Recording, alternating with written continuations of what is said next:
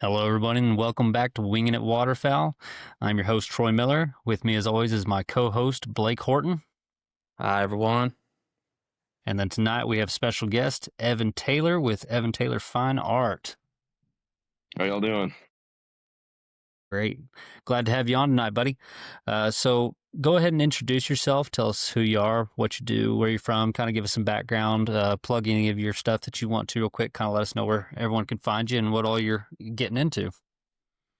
Well, right now it's kind of funny. I have been, so I've done art shows. I do wildlife art, sporting art.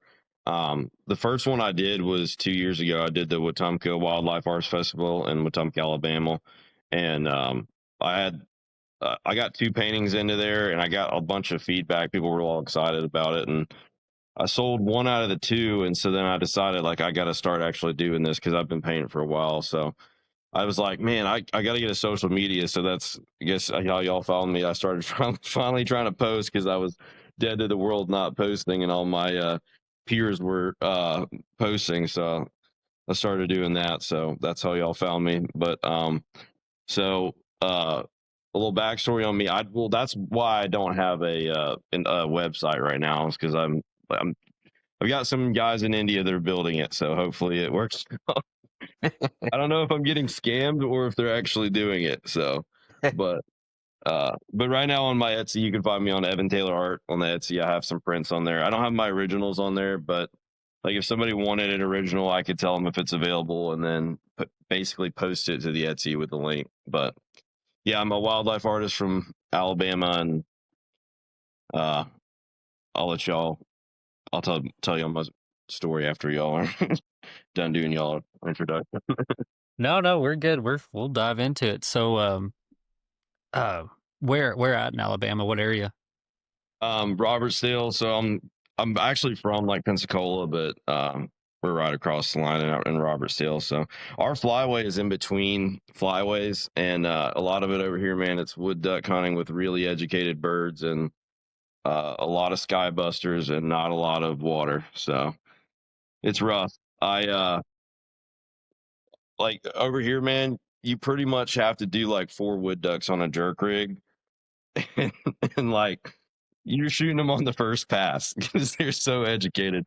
Like there's my dad has a place farther up in Alabama on some bigger water, and me and my buddies hunt that some, and it's just fun to like hunt and teal up there. Or divers, you just hunt like ducks that actually come to decoys and are kind of dumb, and it's a lot nicer. But right now we got 40-degree weather and rain right now, so, and it's our split, so we can't hunt, but their ducks are coming down. So Yeah, That's I had us in some snow Louisiana. We today. start our split. We Snow start our today, split and it's Monday. been So about halfway frozen the last couple days. So we had a lot of geese migrating through when I was at work today. I was really hoping they'd call us out of work so I could go try to blast something somewhere. Didn't work out. We got a dusting. my buddy sent me a picture of some snow geese down here, which is crazy. We've killed a few that like get really lost, but it is crazy to have snow geese here right now. So Yeah. So Dragon. the art, is that kind of what you're moving towards full time, or is that still a part time that you're It's a doing? part-time gig right now. Yeah, I'm trying to move towards it, but I guess I'll give you all my whole backstory now. So the reason I posted a story of my actual like backstory of how I got into it. Um, so when I was in middle school, like around 2006 ish, um, I was a little middle school kid trying to play football, and I injured my back, and it just never got better. And the doctor kept thinking like I was pretending because like they couldn't find anything wrong with me. But my mom like knew like they'd finally let me play football, and she knew that I actually wanted to play, so she didn't believe that, and so they kept on, and they figured out my white blood cell count was really high, and so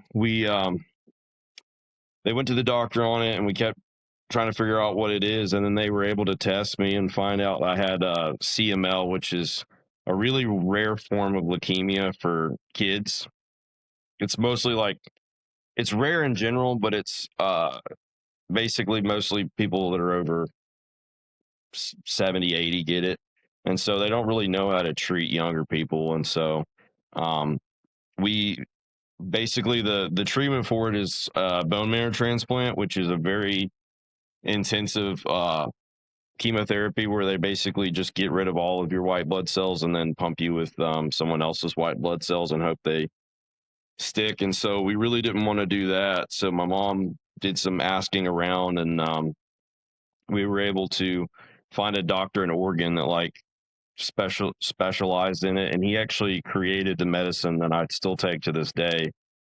But yeah, so we went through that, and it was a lot of like, to this day I still take the medicine. I'm in remission now, but um it now it doesn't really affect me, but when I was young, it's a chemo pill.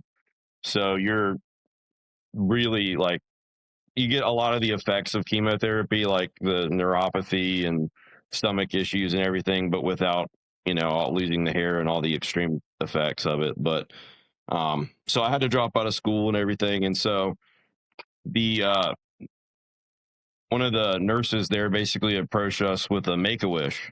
And the Make-A-Wish Foundation basically sets up wishes for kids with chronic illnesses. And like, I was trying to figure out what I wanted to do. And I ended up picking, I wanted to go fish with Guy Harvey. And because I was a big fan of his. And so they were like, all right, well, we'll reach out to him. But he lives in the Cayman Islands. So, like, I know everybody, you hear the accent, you're like, you hear him talk like this, and you're like, oh, it's from Australia.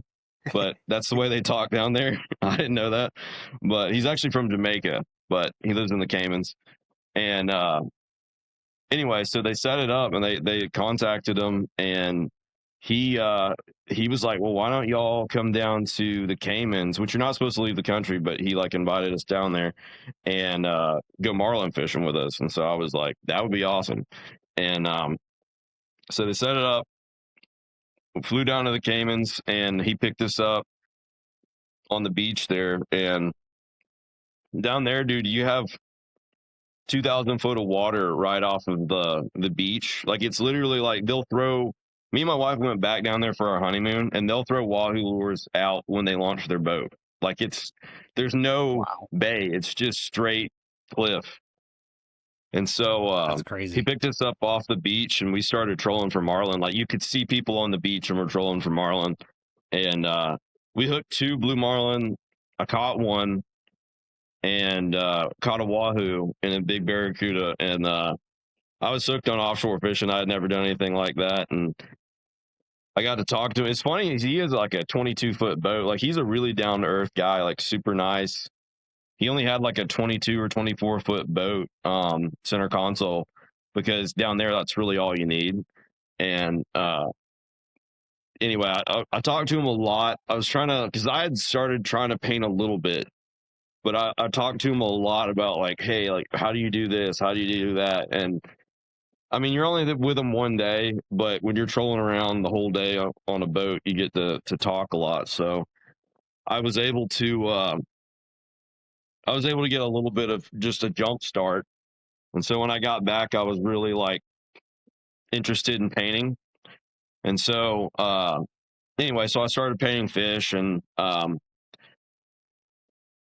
basically I kind of gave it up around college, just because I had too many other responsibilities at the time. And then I uh, basically picked it up in when I got out of college, and I got an art teacher.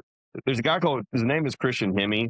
He's a really good artist, and he gave me some lessons, but then he moved away. So I pretty much, from then, I was just trying to see and like learn from people, like looking at people's art and trying to pick up from there.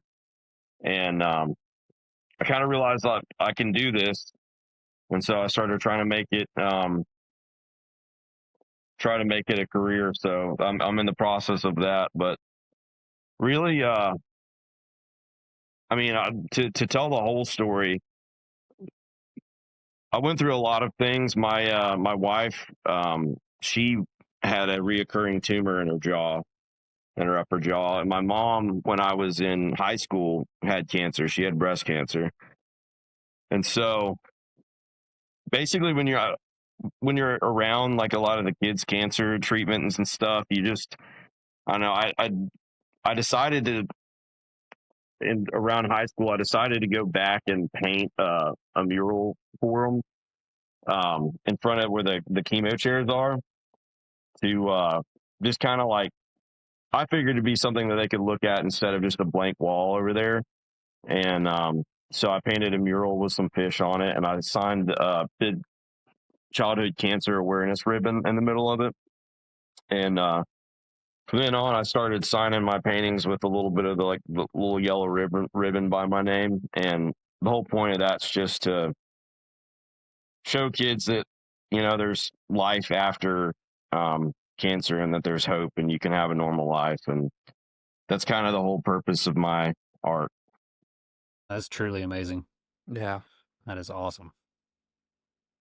And so, Yeah. did this was all in Oregon? Is that still up there? Something that is still in that facility? Well, we went up to Oregon once, and then he kind of basically like did my doctor's jobs. Like the guy that was in charge of it, he kind of like told my doctors what to do, because they didn't know, because it was so rare for kids down here. So I didn't have to go up there. He just kind of zoomed in with or emailed in with my doctors and kind of told them what to do. But I did it in Pensacola at the Sacred Heart. They remodeled it now, so it's gone. But it was in Pensacola. But Oh, okay. That's still an awesome story. I'm sure they all thought that was great. yeah, I always feel really fortunate. You almost like, for me, like you kind of feel like almost a survivor's guilt a little bit, just because like a lot of the kids there had it worse off than me. And I would see it in there. I'd see like little babies and stuff, and it's heartbreaking to be there. And I had a friend around the same age as me that had what I thought was like a less aggressive version of my cancer. And I remember talking to him. Kind of crazy that we ever met, 'cause we were like the same age. His grandparents happened to have a place on the river by my dad's, and I remember talking to him, and I remember we were joking about it, and 'cause I just never met a kid that like had what I had, that like I knew as a friend, you know. And I remember joking with him, and I was joking about how like he had it easy, you know, because he had like a less aggressive version. And then his version switched to AML, which is the more aggressive version. And he ended up passing away like probably 5 years later. And it really, man, it really kind of affected me, because I was like, it was just crazy to feel like you connect with somebody like that, and then see how real it is, you know. Because when you're a kid, like, man, you don't really want to think about that stuff, you know. And you kind of come to an existential crisis early, you know. I had to grow up early, and even to this day, it's hard to like think about the future and everything, because you're constantly like not used to that. And I so, can't even imagine something like that. and one thing that like really is tough with the kids, man, it's like they don't do there's not a lot of fundraising out there. Like there is fundraising for them, but one thing my mom realized is that like essentially you're fundraising for yourself. Like when they were that if I was going to have the bone marrow transplant, it was going to be over $1 million back then. Probably more expensive now. And they basically told her that she would have to fundraise for it. And it's just like it's not a very highly researched thing as kids cancer in general. I think it was one of the lower back in the day. It was one of the lower research cancers just in general, just because I don't know. There's not a ton of, I guess there's not a lot of research into it. I know breast cancer is like huge and widely known and gets a lot of research because it's common and everything, but kids cancers are they only have like adult treatments for the most part, and then they try to apply it to kids, and it's just not Yeah. ideal. So Square peg and a Yeah. round hole kind of thing on some situations, I'm sure. So, do you? I may have misunderstood, but you said you do some fundraising for it through your art?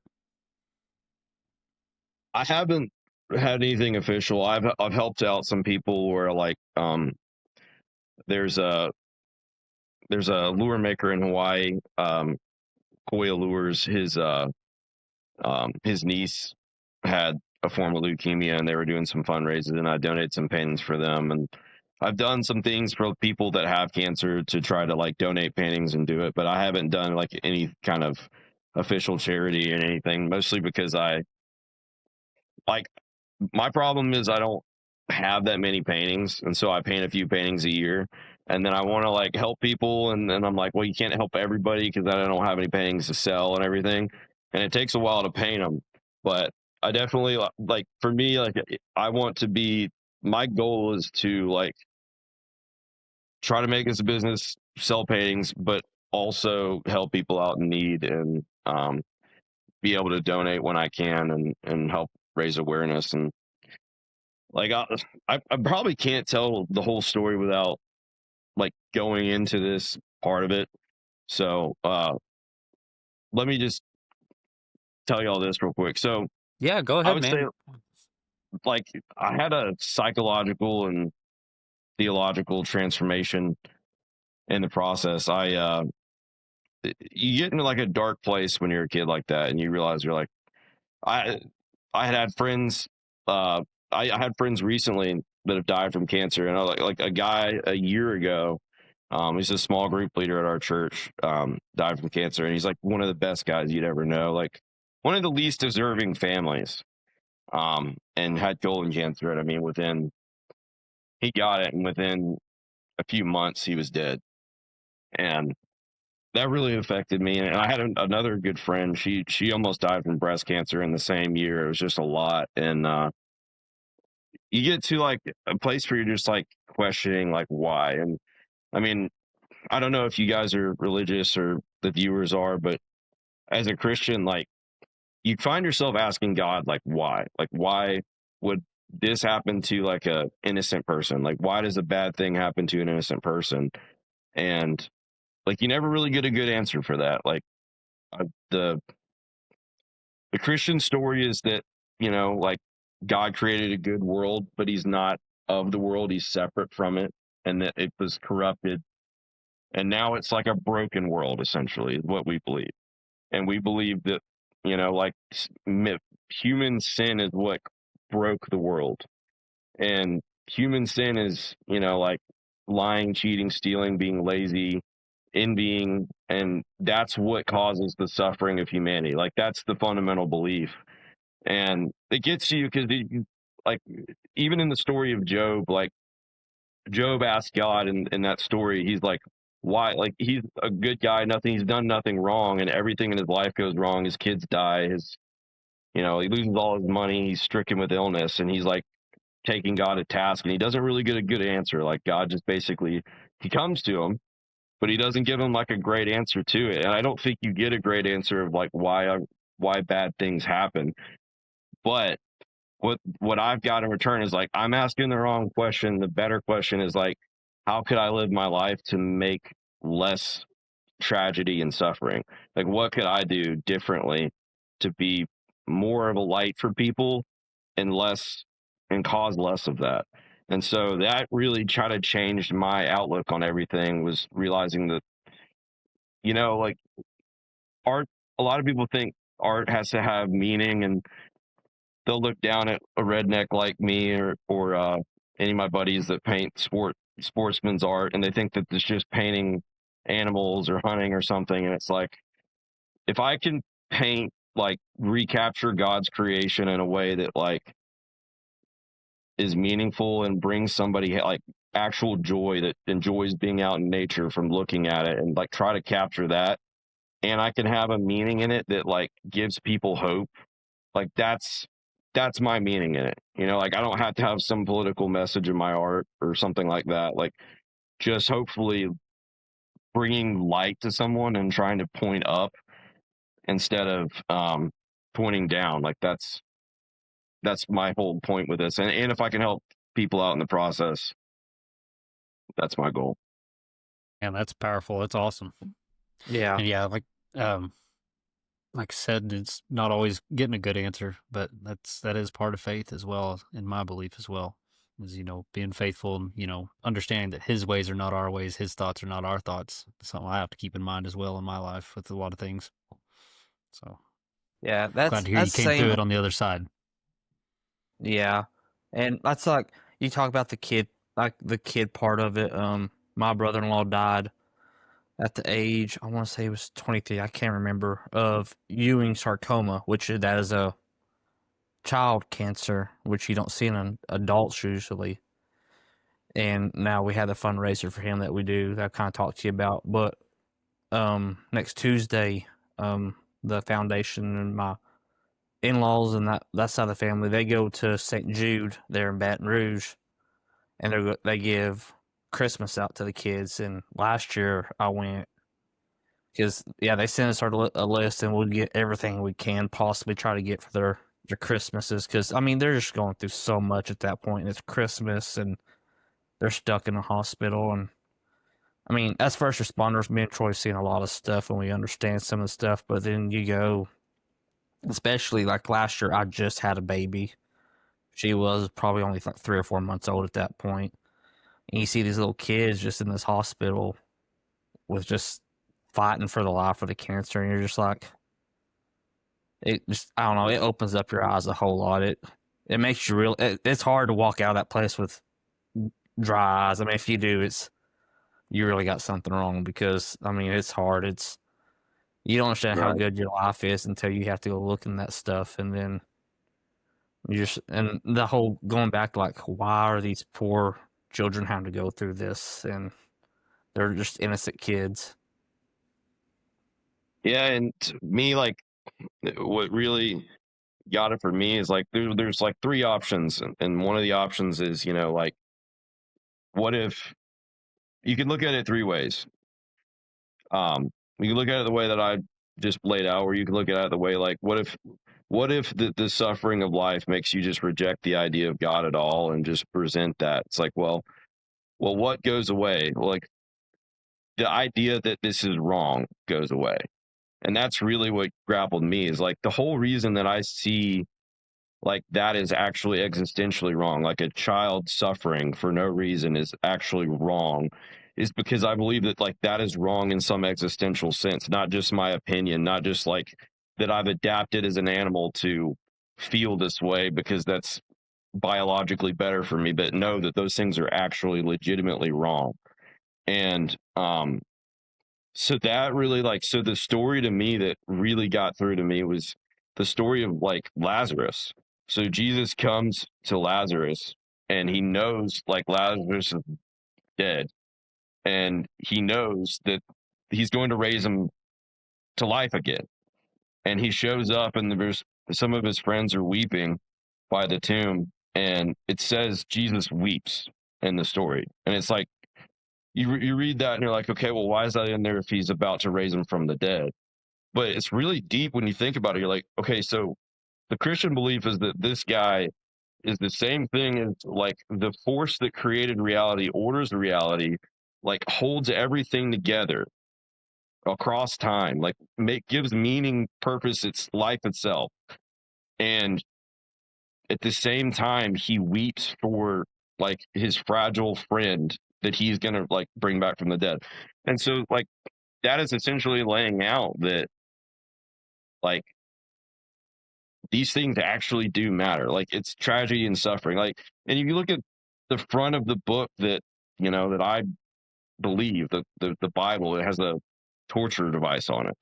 Like it's a Roman torture device, and it doesn't give you an answer of like, it doesn't give you an answer than one. It doesn't tell you like, no, if you believe in God, like nothing bad will happen, or like there's a way out of suffering in life. Instead, it's like the guy that deserved it the least suffered, and the call is to take up your cross and follow me. Like that's, I mean, there's a lot of TV preachers that'll tell you it's like a prosperity gospel, but in reality it's like Jesus says, take up your cross and follow me. It means bear the suffering and tragedy of life and try to do good in the process. Try to do the highest good in the face of evil, suffering, tragedy. And so, like, that's the calling of the book, and that's the calling of the Christian walk. And, like, to me, that's been my calling with this is like, I don't know why, like, these things happen. Like, the idea that you can blame this on the sins of man, it's like, that's pretty plausible to me if you think about it. It's like, what's the human capacity to minimize suffering if we like we research weapons of war with way more like fervor than we do cancer treatment. You know, like Yeah. most of our human suffering is wasted on, or most of our human achievements wasted on, you know, like keeping like each other from killing each other, keeping society going, you know, because we wouldn't. And then just laziness and greed and hate, like all of these things, like hold us back so much as a society. Like, what if all those things were gone? Like, what would be the human potential if we all pulled together in the same direction? Like, obviously, that's not going to happen. But if you tell me that that's the biggest hindrance, like that's the cause of most of our suffering, like it makes sense to me. But at the same time, like, how do you live not like that? And I think the way you live not like that is taking up your cross and following him. It's bearing the sadness and tragedy of life and trying to do good in the process of it. And I mean, I don't want to get really preachy with you guys, but that's No, really you're what good, buddy. You're good. You're that's good, what man. well, We are thank you. both Well, followers that's of Christ. awesome.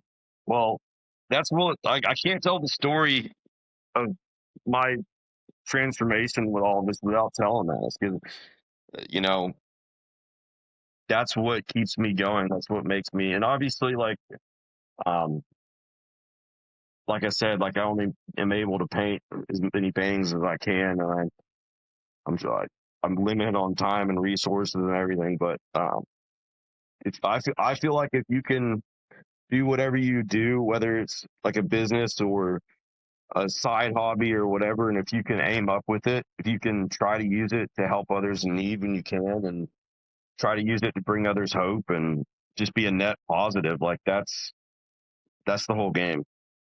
Yeah. Yeah. Anything that brings more of Jesus into the world, more love in the world, I'm always for. So Amen. Yeah. so That's kind of we talked our last podcast with a guy, and he's he's a follower of Christ too, and that's we kind of talked about like there's not enough Jesus in the world right now. We are lacking in that department, and there needs to be more, pretty much. Yeah, I feel like the biggest temptation with suffering is to deny God, and like you really do feel that, because what to me it's not like the existence of God. I mean, we're living in a walking miracle. It's like you go outside, you know, look at things, but at the same time, like when you turn around and you see like the evil didn't get me. Like when I hear something that happening evil, I can understand that a human can be evil. But just the tragedy of, you know, bad things just happening for seemingly no reason at all. That's what got me. And what I realized is that like the other options are like you hear a lot of people now where they believe like, oh, the universe. It's kind of like this neo-paganism where everyone's like the universe, and it's like, well, if God is the universe and there's evil in the universe and there's tragedy in the universe, then that is also God. You know, like that's the separation of Christianity, is that God created the universe, but he's not of it. And he created a good world that's broken. And so, versus if you believe in just the universe, like you believe that like the most evil thing is the same thing as the most good thing.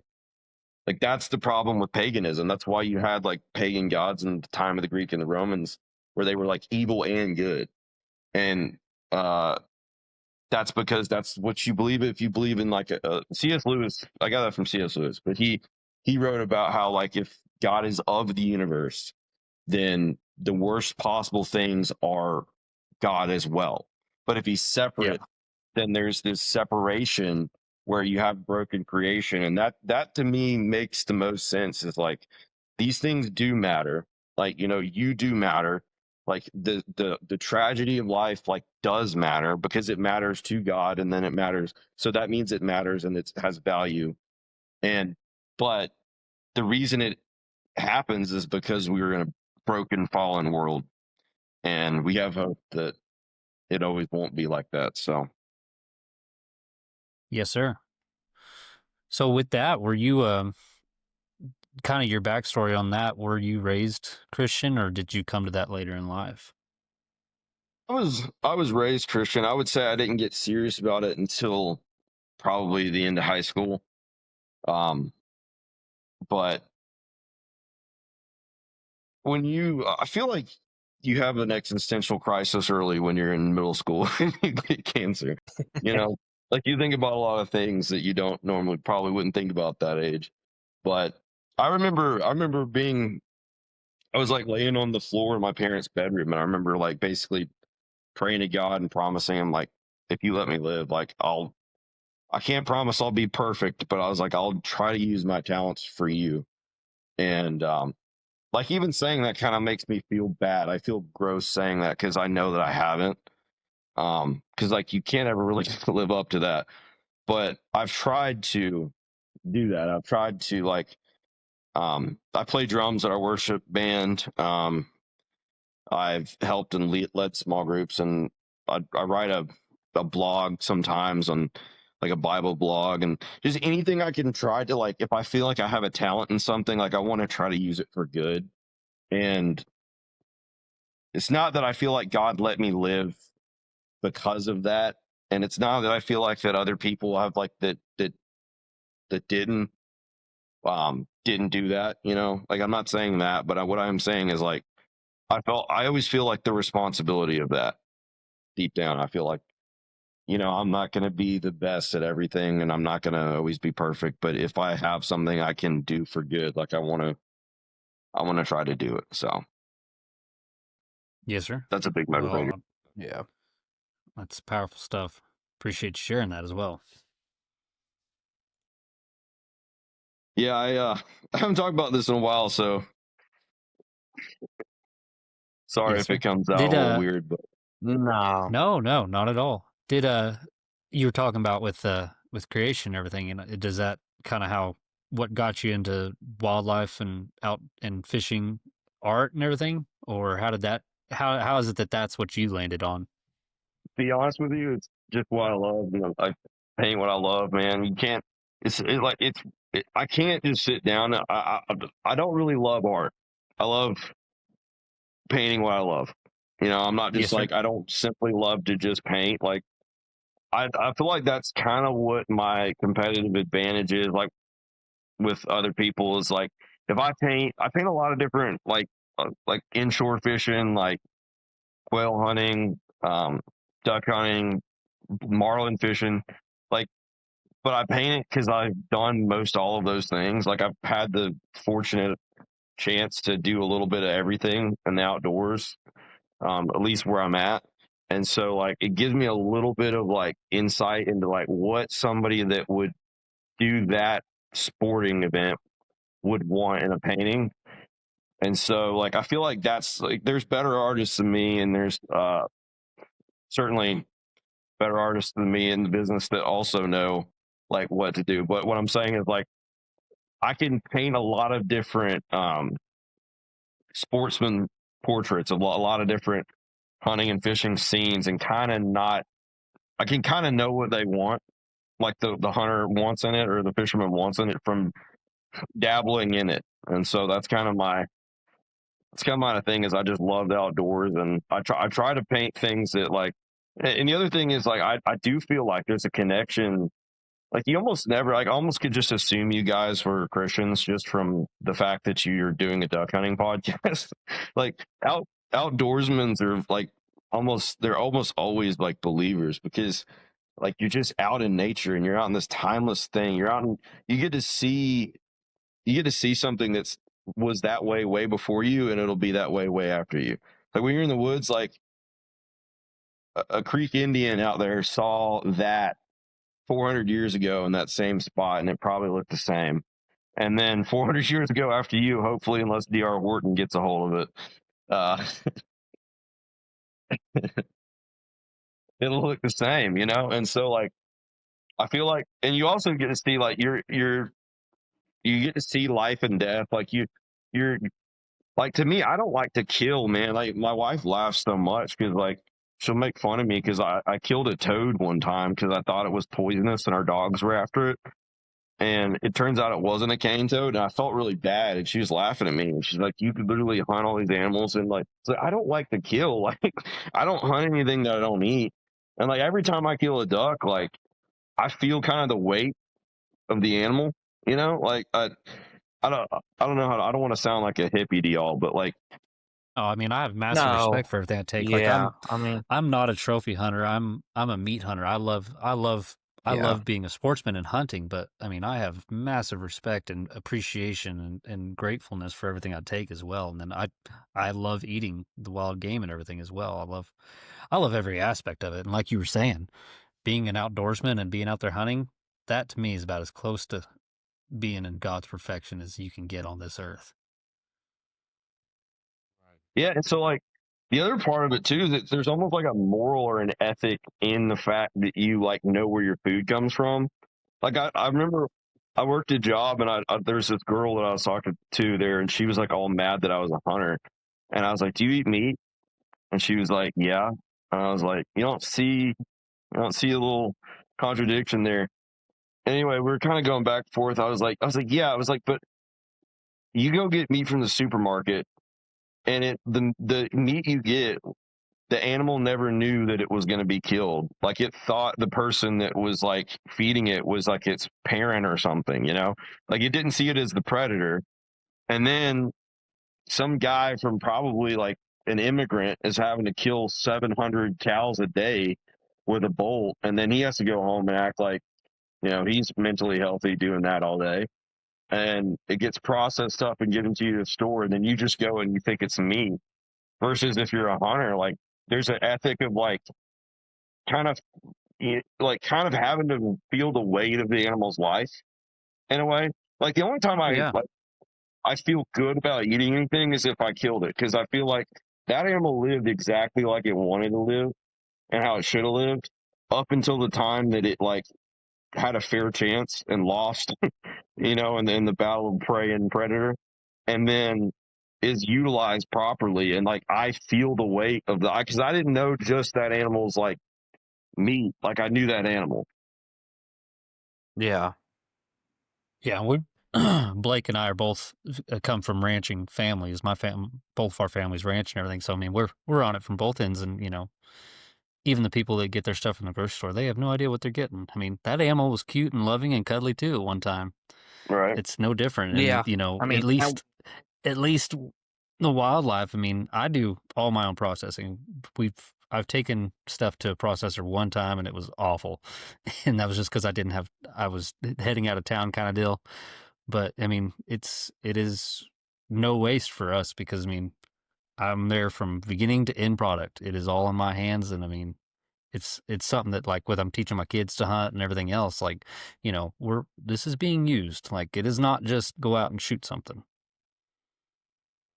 yeah, it's just the respect too. I mean, just I seen a TikTok a while back and it said that it was a deer that somebody shot. And they were like, "It's just crazy to think that I'm the first person that's ever touched this animal." And Well, I mean, yeah, when you look at it like that, it's more of like just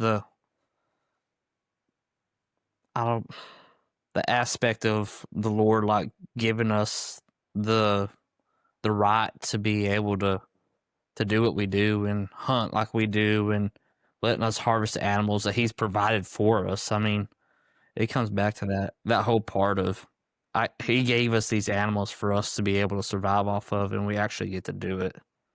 Right. Yeah, I feel like that's just another reason why you also see the stars. Like you're duck hunting, you're out at night and you see shooting stars and you just see these like timeless sky that you don't see if like when you're in your house, like if you're in a city, everything is made and catered to you. You know what I'm saying? Like your counters are there for you. Like your sink is there for you. Everything's for your convenience. You're the god of your house. And then you go out in nature and absolutely nothing's catered to you and everything is trying to kill you out there if you stay too long. And but it's beautiful. Like it's absolutely beautiful. And it just like, it brings you in with this timeless like way of reality. To me, it's almost like, you know, in the Garden of Eden, like Adam walked with God in the mornings and the coolness of the mornings. Like that's almost what it kind of reminds me of, is like there's like a religious experience of it, just being in nature, because you're just connected to God's creation in a way that you're not when you're around man's creation. And it just kind of centers you and humbles you. Like, especially just looking at the night sky just humbles you in a way that it doesn't if you don't see it. Yeah, this season I saw, oh, it was teal season. I was paddling out. I mean, it's early in the morning, 4 o'clock. I'm paddling out in my kayak, and I saw the most amazing, like, shooting star blew up in the night sky. I mean, it was just me and my dog and my kayak heading out in the middle of the lake, pitch black, no one else out there.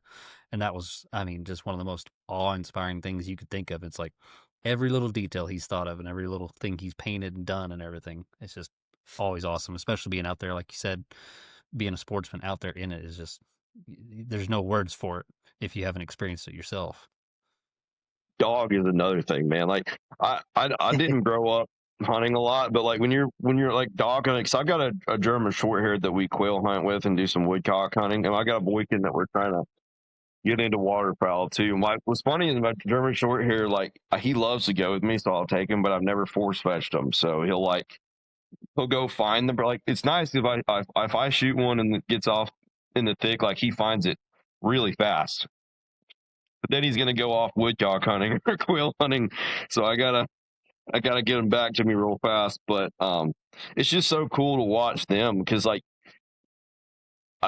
people have talked about how long humans have been hunting with dogs in North America, and how like it's been this symbiotic apex predator relationship since there's been humans in North America. But you really feel that with a dog, man. It's like it's a different experience. Like you're in tune with an animal that like is on the same wavelength that he's like your buddy, you know? Oh, it's your teammate. I mean, they're Yeah. relying on you, you're relying on them. It's a very intimate connection you have with the dog. This is my first hunting season with my hunting dog, so I mean, we're still learning each other. But like Blake's had Wiley for 4 seasons now, Yeah, we're on season number 4. and just like when we were like I've hunted with him for several years, obviously, but like it's just every year it's just always awesome getting to see that, and like I'm looking forward to that with my dog and everything going forward. But yeah, it is a whole different ball game once you get a dog involved, especially your own dog, and just getting to watch them work is amazing. That's the best part. Yeah, Go ahead. that's probably one of the main reasons I hunt. I before I had a dog, I was like, "Oh, this is fun," and now I have a dog. I'm like, I do this for my dog. He lives all year for the same 60 days, the 90 days that I live for, and he knows when it's coming up. I mean, dogs don't know time, but they sure know when hunting season's coming. They can tell. Yeah, mine. What's funny is if I wake up at 8:30 or if I wake up at 6:30, my German Shorter, he's gonna lay in bed. Like I'll have to call him out of bed and kick him out the house because he's such a lazy butt. I was like, but if I wake up at 3 a.m., like for any reason, like if I hear a noise, if I wake up at 3 a.m., he's pacing around waking my wife up, and I have to like force him back to bed because he thinks I'm going hunting. And if he sees me get my shotgun out, like in the case, same thing. Like he's fired up, man. My dog, even this just being her first season, first couple of hunts, because we started out with dove season and then teal and all that and everything. And even that, she's like, okay, so if we're getting up at 3:30, 4 o'clock, leaving the house, like she sees me getting around, she's like, something's up. And she is, I mean, just a light switch on. She's just back and forth. I'm like, okay, we got to let you out last second because you're going to wake every single person in this house up, because she just gets those zoomies and puts that butt down and just running across the house. Yeah, That I love was him the too. bad thing when we came back from Nebraska, because me and Troy, we did a week-long trip in Nebraska. I mean, we were up at 3 a.m. every morning hunting, and I live in Louisiana, but I work in Texas as a fireman. So I had to leave the house about 2:30 to get to work on time. And when we first got back, it was a little bit of adjustment because he thought we were going hunting, so he was getting excited and he was waking the baby up and the wife up. And I was like, "Oh," she's like, "You're going to have to take him with you if you can't get that under control." Yeah, I know the same thing. I left him on opening day because I was bringing my friend Joe. He's never even he didn't even get a license. He didn't even bring a gun. He was just I just want to go and watch for the first time to see what it's like. And so now he's gonna get a license and hunt now because he had a blast. But because of that, I was like, man, I don't want to have to deal with him and like my dog when I'm trying to put the blind up. So I left Lisa and I folded this wood deck up. Like it fell like 5 yards into the woods and I couldn't find it. And I was like, man, I wish I had him. He would have found it like within 5 seconds. And I'm out there trotting through the mud and can't find it. But yeah, it's like another experience, man. Because like they learn, like they know what birds are, they know what ducks are. Like before the season, we got our first push of ducks down. It was like October. We had a cool front, and I was sitting out there in the backyard, and Kusa, my pointer, he had this giant stick he was just chewing on. And I was laughing at him because the stick is like 6 foot long, and he's just walking around with it.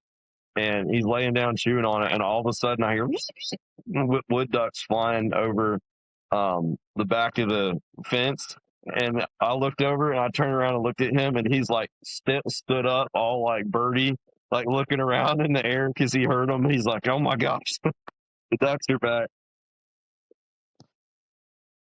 Blake almost got to have his dog take a swim in Oklahoma City where we were meeting up. He got there for me, and the ducks in the river walk down there in downtown were all around, and I was hoping he had me on full volume whenever I sent him a Snapchat. I was like, "Get him, Wiley," but it didn't work. But yeah, Oh, it almost did. It almost did.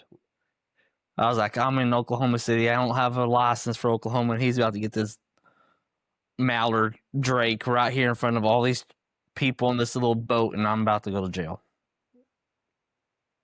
Hey, if he gets it, I mean, I don't know what you tell the FWC officer. Well, sorry, it's my dog. He don't have a license, but he's a dog. So Yeah, banded.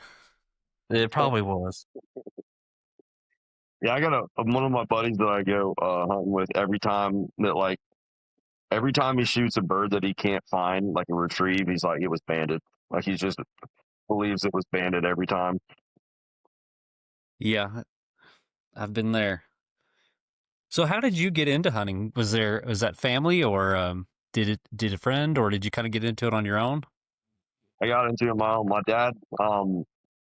dad is a brim and crappie fisherman, but that's all he'll ever do. And like I got into like bass fishing and saltwater fishing and everything on my own, and kind of learned that from buddies and everything. But I got into duck hunting when I kind of moved out. I took what's funny is if you see my hunting rig, you kind of laugh. There's a guy with like it was the opening weekend in Florida, and we were running down river, and this guy with like a 50 horsepower tiller started trying to pass me, and I was like, dude, this is not a safe part of the river. And I was like, I just floored my boat and went by him because I'm in a bass boat. And then he told my friend, he was like, yeah, I was trying to pass. There's a guy in a bass boat out here, and I tried to pass him, and he just floored it. He was just gone. And I was like, dude, you can't. You saw I had a 90 horsepower, and you're just trying to. But anyway, if you look at my rig, it's funny because I got a 17-foot Express bass boat that I repainted with like the red leg camo kit, and I have a blind that folds up, but the only down part, like what's nice about my boat is when I go up to my dad's place in Alabama, like I can hunt the whole weekend and not have to refill because I have a 16-gallon tank. But like it's hard. It doesn't draft really shallow. It's heavy, and it's hard to hide because it's big. So what I did was like I made a scissor blind for it essentially, but I have like 2x4s with holes cut in them all down the side, and I keep a bunch of bamboo and like little 2-year-old pine trees, and I have a rack I put them on in the back. And when I get to the spot, I just drop them in all the holes. And it like it brushes in so well, man. I had a FWC officer like opening day of teal season come to me. He's like, man, if I wouldn't have, he's like, if I wouldn't have saw your decoys, he's like, I would have never known you were there. And I was like, that's a good thing to hear. But Yeah, that's awesome. yeah, I basically got into it from just trying to do it. Like I went, my cousin, I talked to him like, what do you do? And I took my boat was still black and red then, and I just tried to line it up as much as I could and go try to find just sit on a wood duck hole and throw a few decoys out. And my first season, man, I was horrible, but I didn't pass shoot a lot, so I was kind of like I didn't sky bust essentially, so I was being respectful, but I also didn't pull the trigger a lot because I wasn't very good at it. But I kind of learned that way, and then I got a friend of mine into it, and he's way more hardcore than I am, and so he's kind of pushed me to. He ends up scouting. I feel bad because we kind of have a toxic relationship because he scouts, and then I just show up to hunt.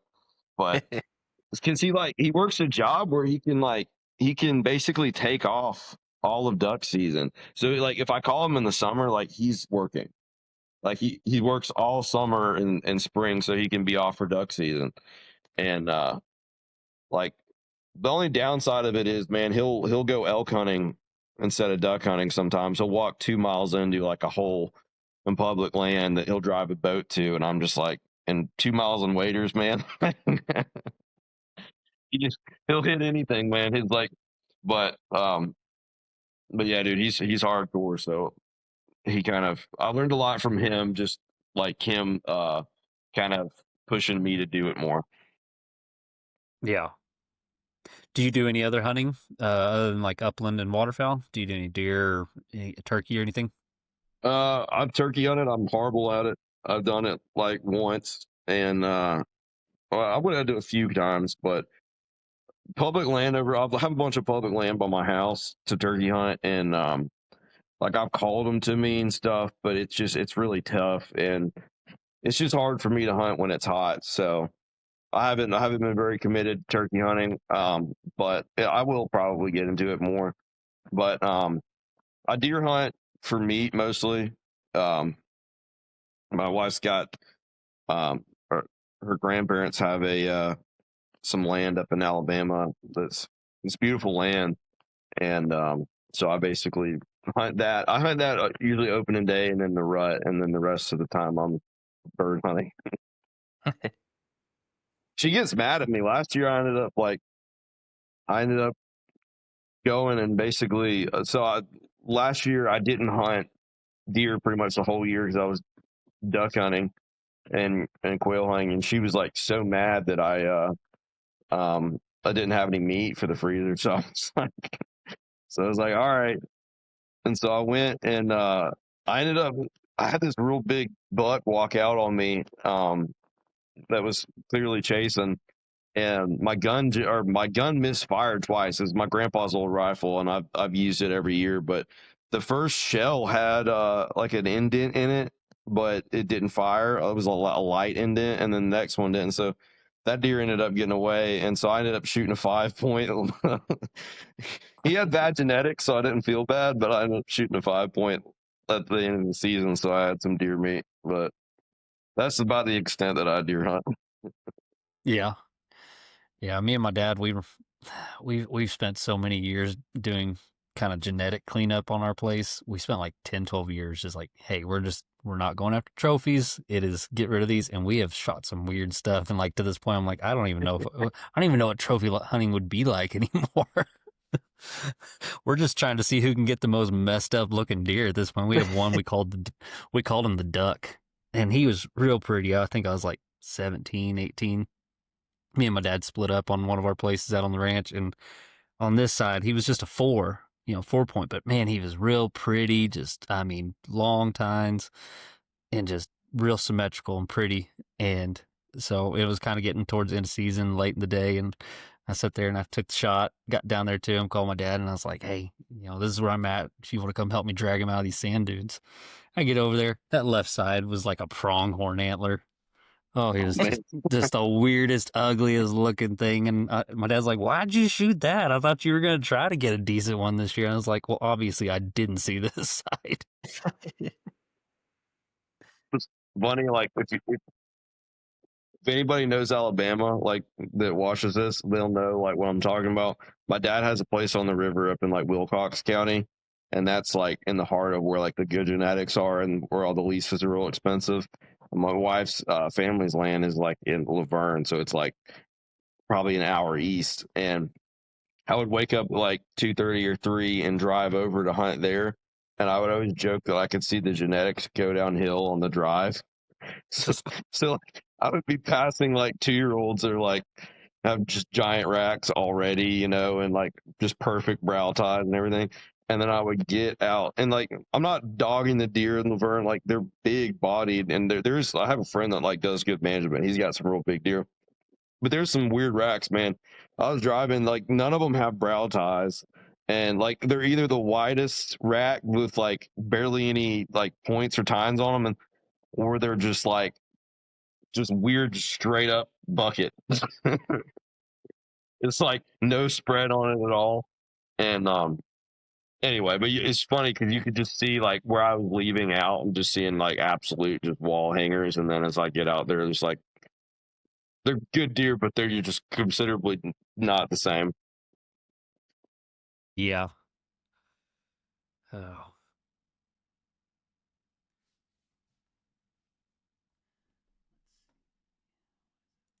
So y'all are both in Louisiana? no. I'm in the Texas Panhandle. Me and Blake grew up here, and then he moved down there. He decided to fall in love and leave me.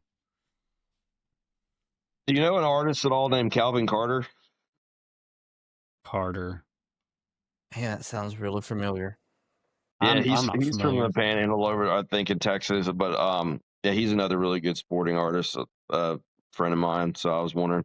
I think I saw he followed y'all's podcast, so I was wondering if you knew him. But yeah, so with him, man, seeing his stuff has really made me like realize that. So he does such a good job of like his art isn't just the animal a lot of times, like it's the scene. So like a lot of times like the subject of his painting will be the blind. And like Oh, there'll that's be like a awesome. guy with a dog, like or it'll be like a dog coming back to the blind, and you'll see birds in the background. But like the main focal point of his painting, like composition wise, is like the sunset and the blind. And it was really cool because it made me think like, hey, like there's more than one way to do this. Like you can actually like have a like duck hunting painting or quill painting. It's more about like the actual kind of like instead of just focusing on the animal, you're kind of focusing on like what it's actually like to experience that. Because sometimes like just looking at the blind with the birds flying over the decoys and everything is, you know, that's the coolest part of the whole thing instead of just a zoomed in duck and Yeah. stuff. And Yes, sir.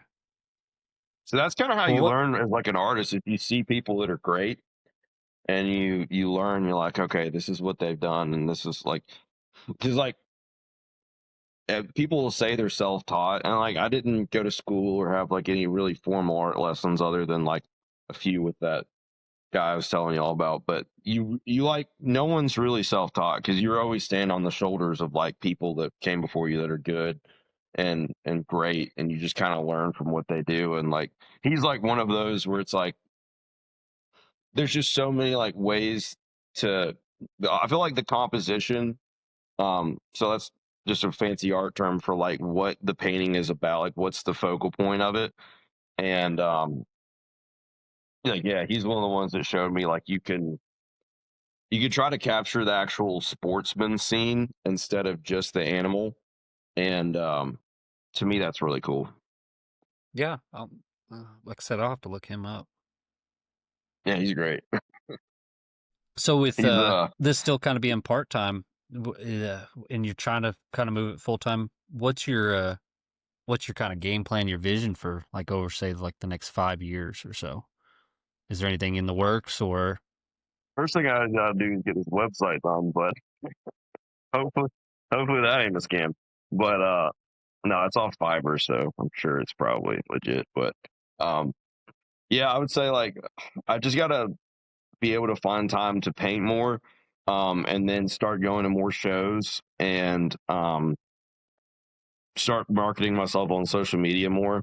I got a bunch of feedback on social media. I feel like TikTok's better for getting your stuff out there than Instagram is and Facebook because it just shows to new people.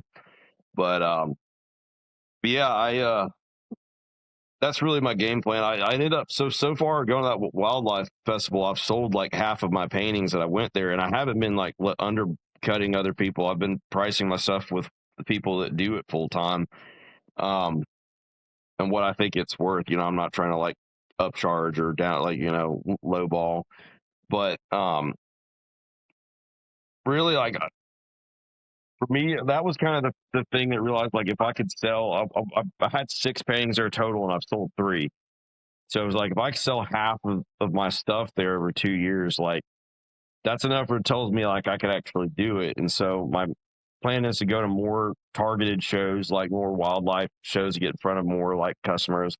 And eventually I got to get into like a good gallery that targets like people that are art collectors and customers that are going to be looking for sportsman art and like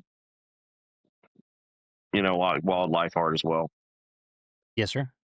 So, is there a pretty decent amount of like shows and stuff within driving distance, manageable distance of you, or is that something you're gonna have to put quite a bit of tread As far on as the highway? wildlife art shows, I only really know of 3. I tried to apply for the Southeast Wildlife Expo. That one's a huge one. I didn't get in this year, so I'm gonna keep applying for that one. But yeah, I only know of 2 other ones so I know the Wetumpka one, and there's one there, and then there's one in Georgia that I'm gonna try to get into. But um, what's nice about doing the fish stuff too is I could do more coastal stuff and Florida stuff as well, and try to do that as well. Like the only thing with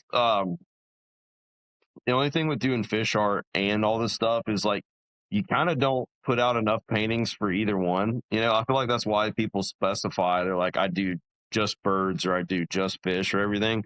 It's because you put out enough. But like I kind of want to do, I guess if I could like if I had to narrow down the types of paintings I'd like to do, it'd be more like offshore fishing, like tuna, marlin, stuff like that. And then like bird hunting art, like quail and duck art.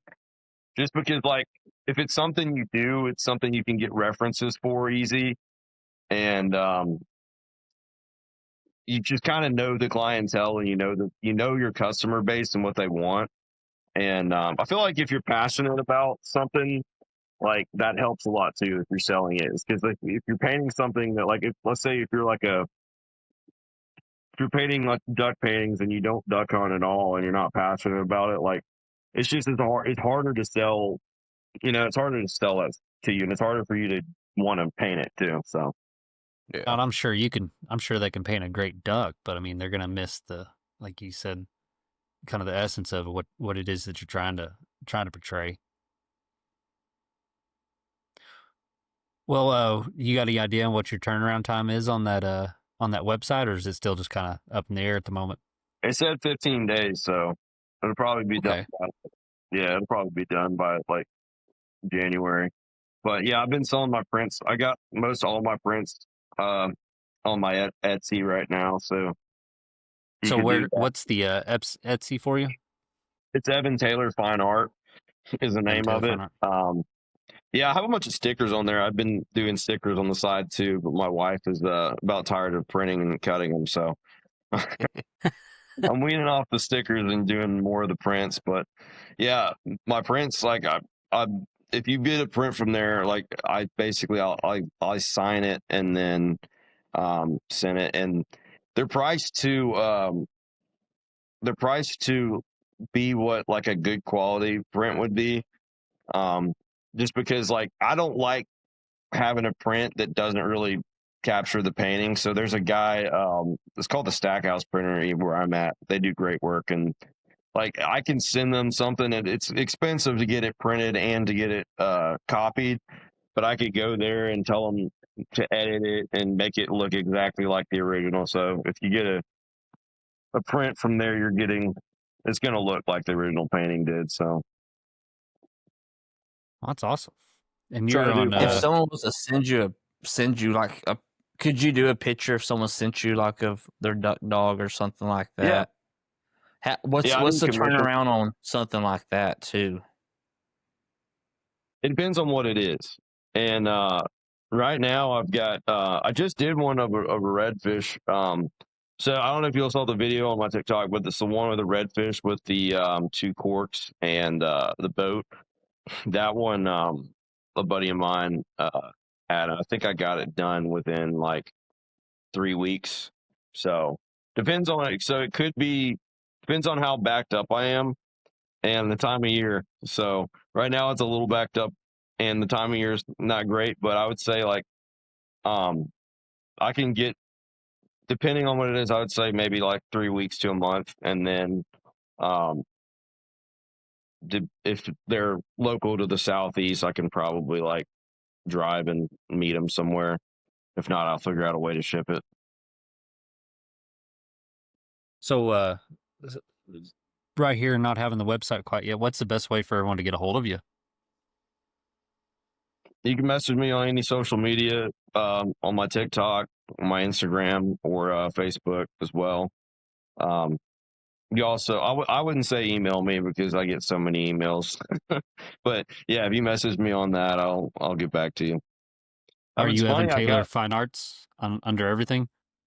yeah, I believe that's what my TikTok is. My TikTok might be just Evan Taylor Art, but it'll have my it'll have probably a profile picture of like a pointer, or it will have the picture of me with in a red suit with a red running suit with a bass. It'll be one of the two of those. But yeah, man, I saw that one video I posted on TikTok of like kind of my backstory. I had like, I want to say like 45,000 views on it, and so I've got like a ton of messages of people like wanting to get uh paintings of stuff right now. So I don't know how many of them will actually turn out if they decide to or not, but I'm a little backed up as far as doing customs. But if somebody wants something, definitely send it to me on one of Okay. those, and I'll find it. Well, is there anything else you wanted to kind of plug for your stuff of where people can find you and your content and everything? No, I really just thank you guys for bringing me on. It's kind of cool, man. Like when I saw that y'all were like wanting me to have a podcast, I was like, oh, it's a duck hunting podcast. I was like, that's right up my alley. Yes, sir. Well, we appreciate you coming on, man. It's been a blessing talking to you. I really appreciate Yeah. coming on and getting to kind of talk to you, and I look forward to kind of checking in with you as well. Yeah, man. I'd love to do it again sometime. Maybe I won't be so nervous in the beginning. No reason to be nervous with us, man. We just, like I said, we get on here. Reason we started this, we're going to do it anyways. Might as well try to record it and see if we can make something of it. Right. Yeah, man. I was just like trying to remember something that happened like that long ago that I don't really talk about a lot. It's like it's hard to remember everything and place it in your timeline. But once I got through it, I was like, okay, I figured it out. I remember. So some things may not have been in order, but you got the gist. Yeah. Yes, sir. Well, I appreciate you coming on. Blake, do you have anything else you wanted to, any announcements or anything coming up? No, man. I'm gonna. Oh, sorry. You're asking him. My bad. No, both y'all actually. Both y'all. Go ahead, Evan. I was gonna say nothing. I'm just basically once I'm gonna start doing art shows. I'm gonna be at the Wetumpka Wildlife Art Festival again next year, and I'm gonna probably try to do a few more of them. So I'll post them on my social media ahead of time before I go to a show. So Look forward to seeing all that. All right. Well, like I said, again, truly awesome having you on. We really appreciate you coming on and chatting with us, getting to know you a little bit. And like I said, looking forward to getting to know you as we go forward. Hopefully have you on again, see kind of how things go with that. maybe y'all could invite me on to the actual flyway one of these days. Like, Yeah. stop hunting these Hey, educated wood ducks. I'm not that far from you, man. We'll hook I- up some point. I don't think I'm maybe 4 or 5 hours from you. I'm Yeah, If in you're I'm wanting middle or like Alexandria area, so if you're wanting to get away from wood ducks, don't go hunt with Blake. He finds them wherever they are. Hey, yeah. I just want a better flyway, man. I don't care if they're wood ducks. I just want more than 20. Yeah, we drove. It was 15 hours from me from where I live to where we hunted in Nebraska. The first duck I shot when we got there was a wood duck hen. And I was like, "You got to be joking." Hey, I have that buddy I was telling you about that only like he's only hunted wood ducks here.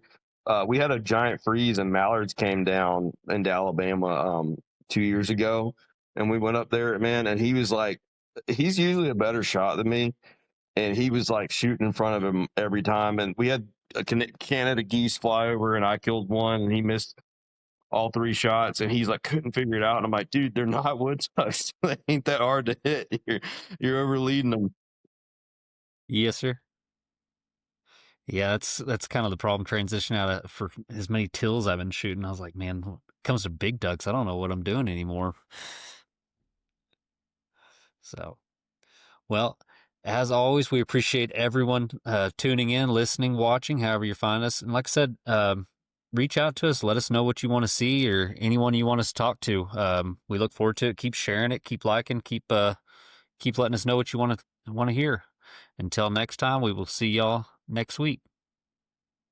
Thank y'all.